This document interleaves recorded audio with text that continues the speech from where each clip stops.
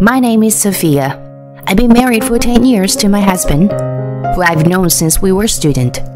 Our two children are now in elementary school, and we are expecting our third child next spring. I continue to work after marriage, but it is difficult to work full-time while raising children.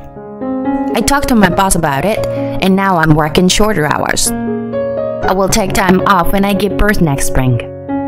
After that, I plan to take maternity leave. I'm very grateful for the generous benefits package and the flexibility they give me. Recently, I've been able to attend meetings remotely and work from home, and I'm working with the company to prioritize my home life for a while after my leave ends, while I also gradually returning to work.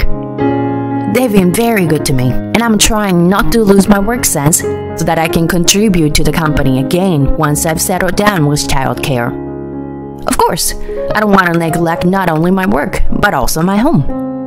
My husband works in a busy office with lots of travel and overtime, but he still tries to help me with housework and childcare as much as possible. I sometimes get sick when he is busy, but thanks to his understanding, he has helped me a lot.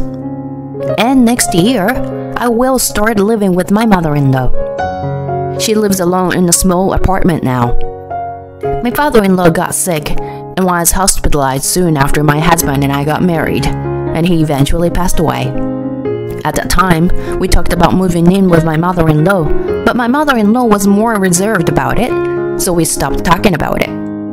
However, after my father-in-law passed away, it seemed to be hard for her to continue living alone in a big house with lots of memories. So my mother-in-law decided to sell the house and rent an apartment. I suggested that her apartment should be near our house so that both of us can come to the apartment immediately if something happened to her. Now she is within easy reach of us. I often visited my mother-in-law at her apartment with my children so that she would not feel lonely. My mother-in-law and I have a very good relationship, at least I think so. I also sent money to my mother-in-law every month to help her in some way. Even though we're both working, it is not easy to send her $1,400 from our family income with children. Still, I wanted to help in some way. It must be difficult for you and my son to raise 3 children while working together. As long as I'm able-bodied, I do whatever I can to help. So please don't hesitate to call on me. We live close to each other anyways. When I reported the birth of our third child, my mother-in-law expressed her concern for me. I told my husband that I felt sorry to ask her so often, even though we live close to each other. Should we take this opportunity to ask her to move in with us? We have an extra room for my mom, so it should work out. He suggested that his mother move in with us. My mother-in-law is a senior housewife. It is reassuring for me to have someone whom I can ask for advice, for help, when something happens. Besides, my mother-in-law would be lonely to live alone for the rest of her life. I thought it was a good idea to live together. I see. Shall I suggest it to her, then? And when I talked to my mother-in-law, she accepted it gladly. And so, it was decided that we would live with my mother-in-law, and I was really looking forward to my new life starting next year. However, my expectations soon turned into a feeling of depression. My mother-in-law, who had no one to talk to after the death of her husband, joined a knitting circle to be more social with her neighbors. Once a week, they got together and chat with their friends while working with their hands. She says that this time is very good for her. Who lives alone? It is a good distraction for her.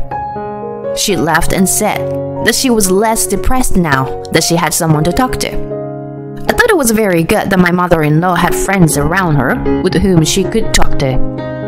However, my mother-in-law changed little by little under the influence of those friends. She told me that there were many elderly women of the same age as her in the knitting circle. So the topics of conversation were mainly complaining about their husbands and quarreling with their wives or bragging about their grandchildren. I thought my mother-in-law was a kind and gentle person. But maybe it was because she had never complained or said bad things, and these topics seemed fresh and enjoyable to her. She was gradually influenced by her peers of the same age, who told her stories of how they used to bully their daughter-in-law or how they harassed their daughter-in-laws because they were angry. In the beginning, one of the ladies of the group was lecturing her daughter-in-law because she was not doing her chores well enough. "But you do it so well that I don't have to be angry with you, and I feel so blessed." She would happily tell me the stories like that. But then, she gradually began to harass me. We would start living together at the beginning of next year. We had planned to move in at a time when the contract of my mother-in-law's apartment would be up for renewal, and when I would give birth, so that we would be able to move in at a time when things would not be too hectic.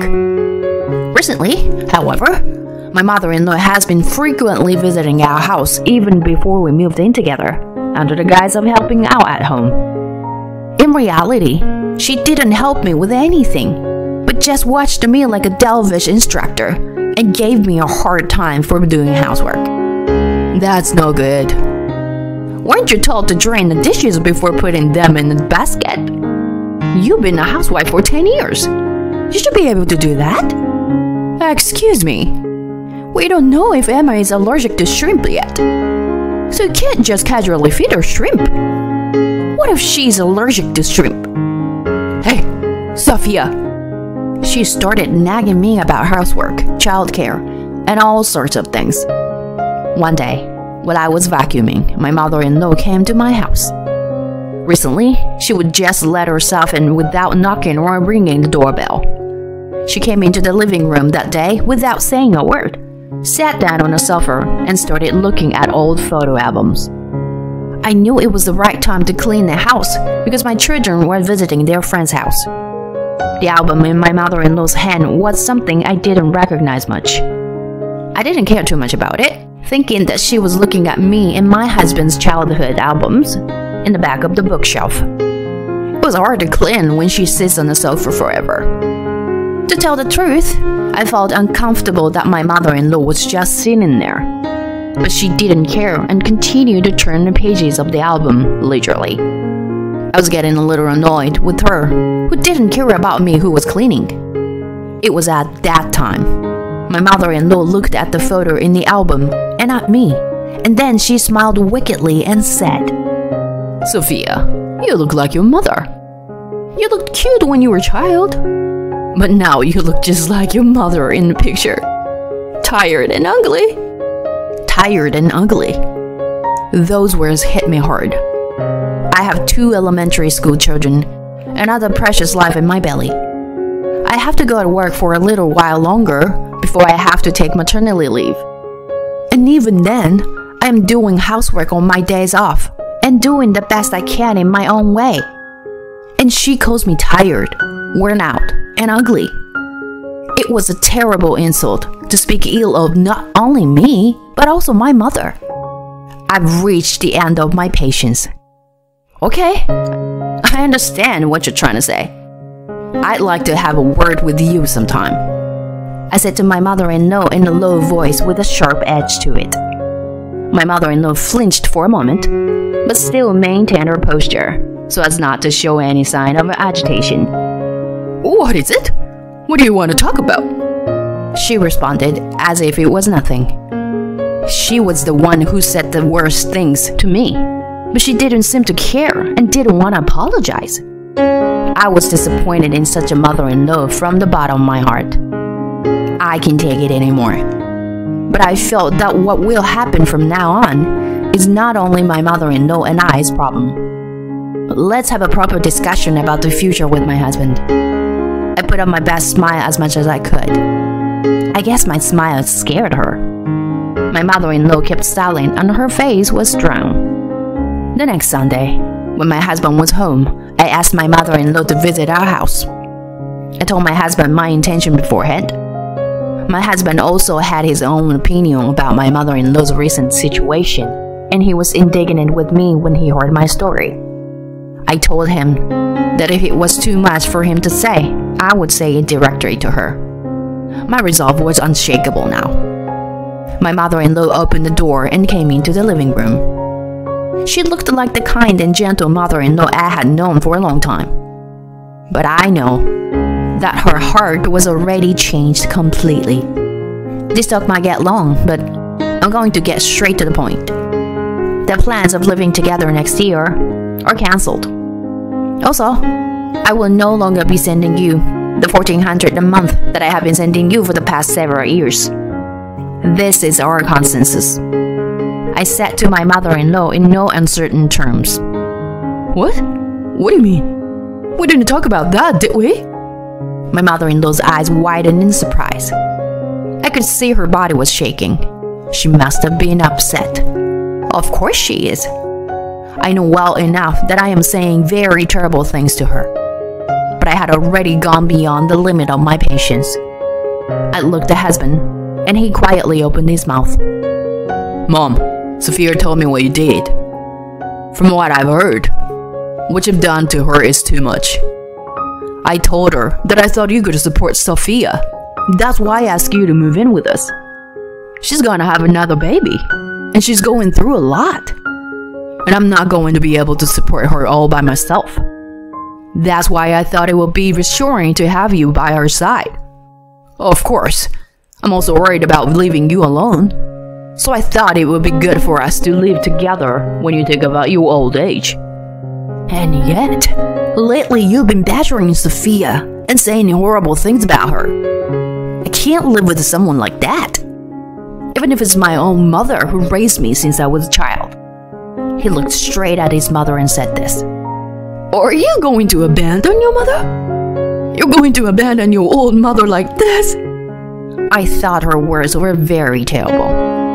She was not the kind of person who would say such words. So I felt so sad. My husband and I have no intention of abandoning you. It's just that the way you've been treating me lately has been so terrible.